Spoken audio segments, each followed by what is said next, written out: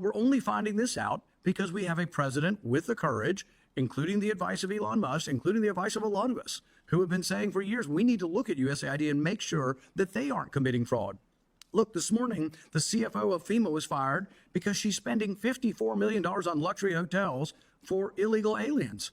My goodness, there's a lot of Americans struggling to find work. Laken Riley's killer, we flew him and put him up in a luxury hotel in New York. He was there for a few months. We spent all of our money on his meals, and then we flew him to Atlanta. And then he drifted over to Athens, and then he killed Laken Riley. Most Americans think that that's crazy and we shouldn't be doing it, but we are only finding it out because for once we have a president with the courage to say no, to go over there and put a padlock on the door and take the name down. I am disappointed that we are not having a serious hearing on how to improve USAID. There's room for improvement in every agency, as there is in almost anything that we do.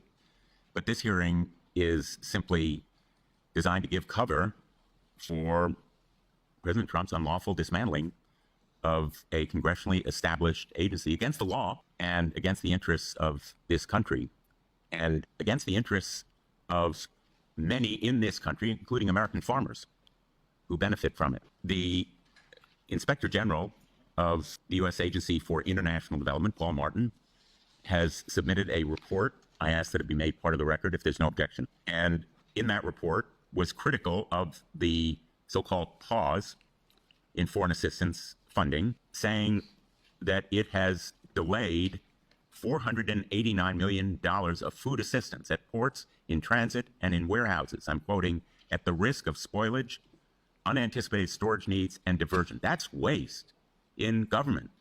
And it's not just a little bit of waste, it's humongous waste, $489 million in those fees alone. He says the pause in funding and reductions in staff, including over 90% of BHA's workforce furloughed or placed on administrative leave, has undermined two key oversight mechanisms to assure accountability over humanitarian assistance funding, partner vetting, and third-party monitoring. I don't have time to go into the details, but that is also waste. And when we talk about the other effects of this pause, let's look at the effect on farmers, American farmers, who grow the food that USAID distributes. American farmers in 2022 alone, USAID helped to distribute nearly 4 billion pounds of American-grown food to 58 million people around the globe. I know that some of my colleagues are reluctant to defend foreign humanitarian aid. It doesn't always poll well. It's humanitarian assistance. I think Americans are better than trashing the idealistic goals that have motivated our nation over the years. But putting aside the humanitarian instincts behind some of USAID, here's what American farmers have said in reaction to these actions. President of the Iowa Farmers Union said, quote, USAID is important for farmers. It's unfortunate that we would drop those relationships that we have built over time, end quote.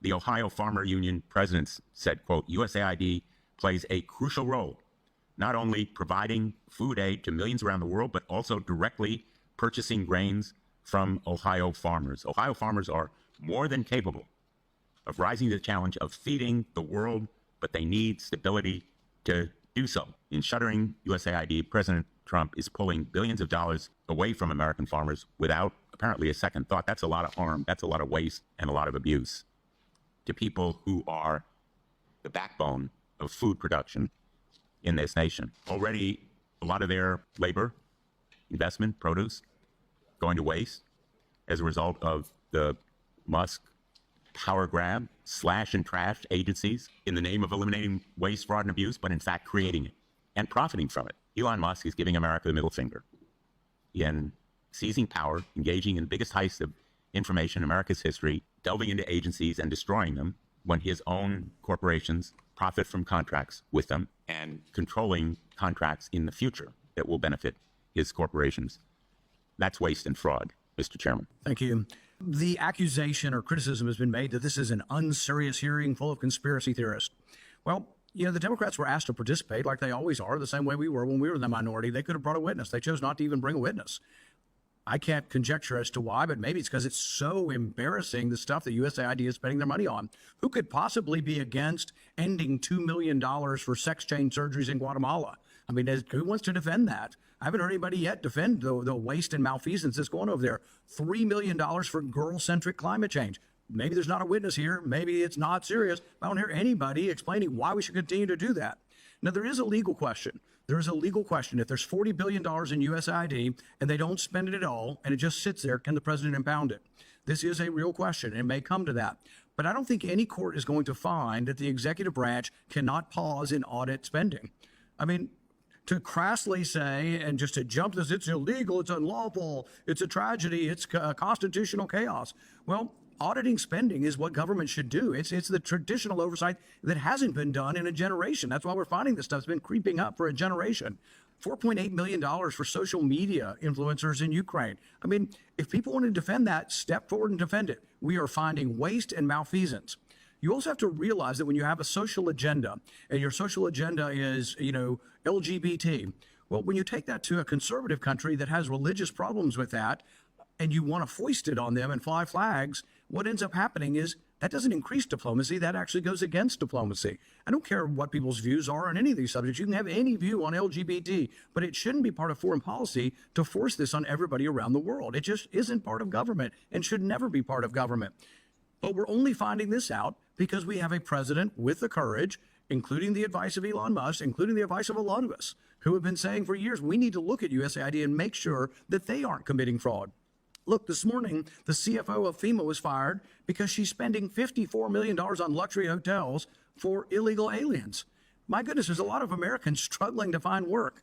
Laken Riley's killer, we flew him and put him up in a luxury hotel in New York. He was there for a few months. We spent all of our money on his meals, and then we flew him to Atlanta. And then he drifted over to Athens, and then he killed Laken Riley. Most Americans think that that's crazy and we shouldn't be doing it, but we are only finding it out because for once we have a president with the courage to say no, to go over there and put a padlock on the door and take the name down. But ultimately, there will be a legal question. Can he impound it, or will it have to come back to Congress? I actually, frankly, think the better way is spend about $30 billion and send $10 billion back, and we do a rescission. There is a method for doing that, and I hope that is what is done. But even on the impoundment question, there are questions exactly, and I don't think it's ever made it all the way to the Supreme Court. There is court precedent on it, but we haven't gotten to that. A pause in funding is an impoundment. A pause in funding to do an audit is just good government, frankly. The question I have for the panel is this, though. Mr. Chairman, may I just inquire? Sure. Because the chairman mentioned that we don't have a minority witness. I would suggest, and speaking out of turn here, because the ranking member isn't here and I don't purport to speak for him. We're docking your time for next week. I'm just kidding. But I would respectfully suggest that we have Paul Martin, who was fired as Inspector General, come before us. We didn't deny any witnesses. Your side did not put forward a witness. We did not deny any witnesses. You didn't put forward a witness. So, but I just think it's disingenuous. Well, to sit there and it is a personal attack on me to call this unserious and a conspiracy, a bunch of conspiracy. It's an attack on our witnesses as well. That is a pejorative, and that's name calling.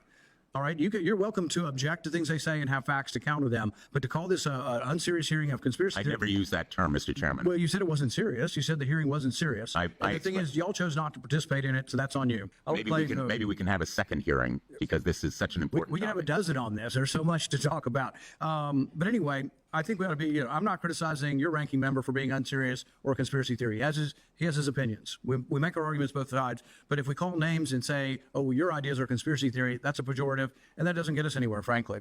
And because it's also dangerous in the sense that many people who then say, oh, it's a conspiracy theory, well, government should suppress that. This is what went on. We had 23 scientists come forward in Lancet and say that the possibility that the virus came from a lab in Wuhan was a conspiracy theory. And then government promoted back to Twitter and others and met with them on a weekly basis trying to suppress. Facebook for a year and a half said that ideas like mine that it could have come from the lab were to be suppressed.